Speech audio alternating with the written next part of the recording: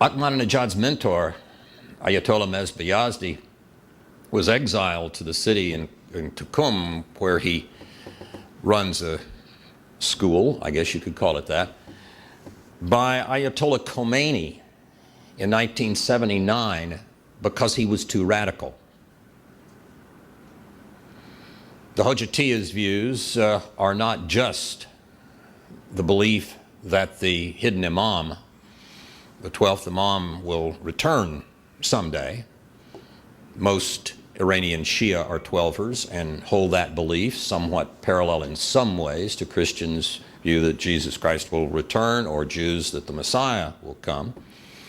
But for most 12er Shia, this is not something that dominates their daily life or affects their behavior substantially. But for the Hojatiya and Mesbah Yazdi and those members of the Revolutionary Guard whom he is seeing to it that go to Mesbah Yazdi's school, it's a little different. The idea is that if you can just work to get about a third of the people in the world killed and another third to die of pestilence, then the cries of pain will be great enough that the hidden imam will hear them. He will then return with Jesus as his Shiite deputy and lead the battles that will end the world, so that Mr. Ayatollah Mesbah Yazdi and his colleagues, they believe, will be able then to go to heaven. The rest of us will go to hell.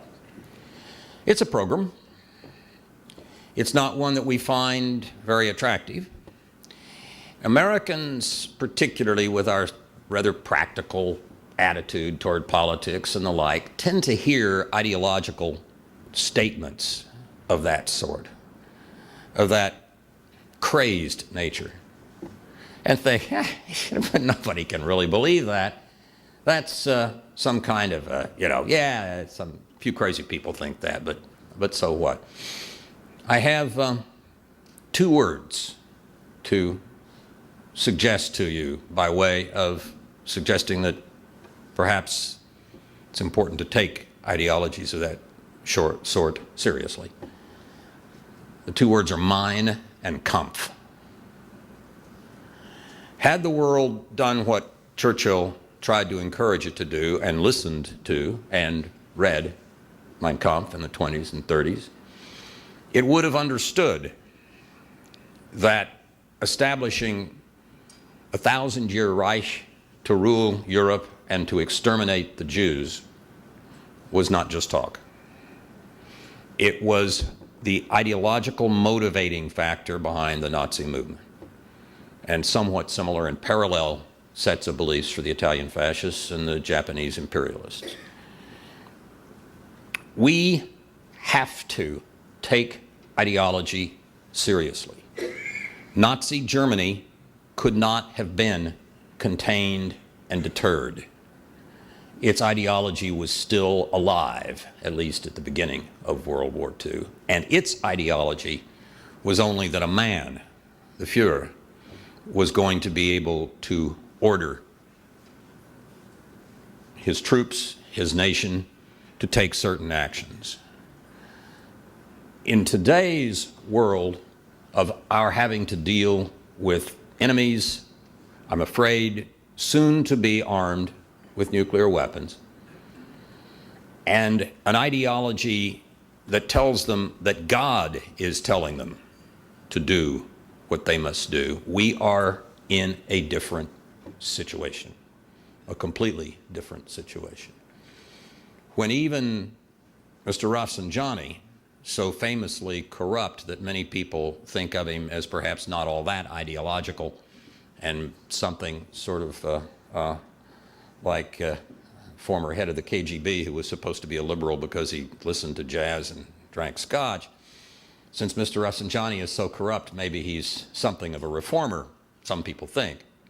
Even Mr. Rafsanjani indulges in the Hojatiya type language of talking about the glory of Iran becoming a martyr nation. We have to listen to ideological statements, parse them, understand them, and figure out how and under what circumstances they can motivate actual behavior by ideological regimes. And I am afraid that we are now, within the last very few years, perhaps even last months, of dealing with an Iran that is no longer, or not yet, a nuclear power. I don't know when the terrible day will come that Iran would be able to test a nuclear weapon. And I'm not making any predictions. I would simply say that if you go back and look at the National Intelligence Estimate of December, you want to be sure to read the footnote as well as the headline and the lead. The footnote makes it clear that what the intelligence community was talking about was simply the Iranian warhead design program. They were not saying that the Iranian enrichment program for fissionable material or their ballistic missile program was held up at all. And those are, of course, the long poles in the tent, not warhead design.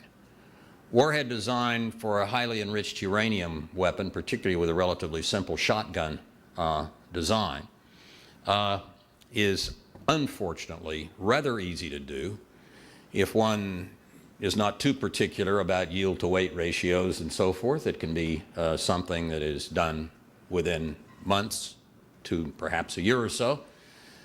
Keep in mind that when we dropped the bomb on Hiroshima in 1945, a simple, highly enriched uranium shotgun design device, that device had never been tested in the history of the world. Yet we had enough confidence to drop it in combat. What was tested at Alamogordo was a plutonium weapon, rather more complex. That was what we used against Nagasaki.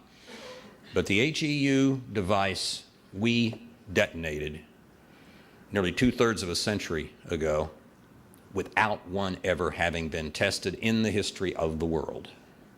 It was simple enough that we could do that. And that has been the direction that other nuclear programs, such as South Africa's and so forth, have taken. So the difficulty, once one has the fissionable material and the ballistic missiles to deliver the warheads, the difficulty of designing and fabricating a simple weapon is unfortunately not very great. I don't know why those who put together the National Intelligence Estimate gave it the lead and the headline that they did and buried in a footnote the most important parts of the Iranian nuclear program. But that's what they chose to do. And you saw in February the Director of National Intelligence, Mike McConnell, in testimony on Capitol Hill, clarify these points, I'm sure rather to the chagrin of whoever it was that decided to write that NIE in December the way they did. In any case, we have to figure out what we are going to do in a world in which we have North Korea's and particularly Iran's developing and testing nuclear weapons. We need to think through carefully our own strategy and our own approach. One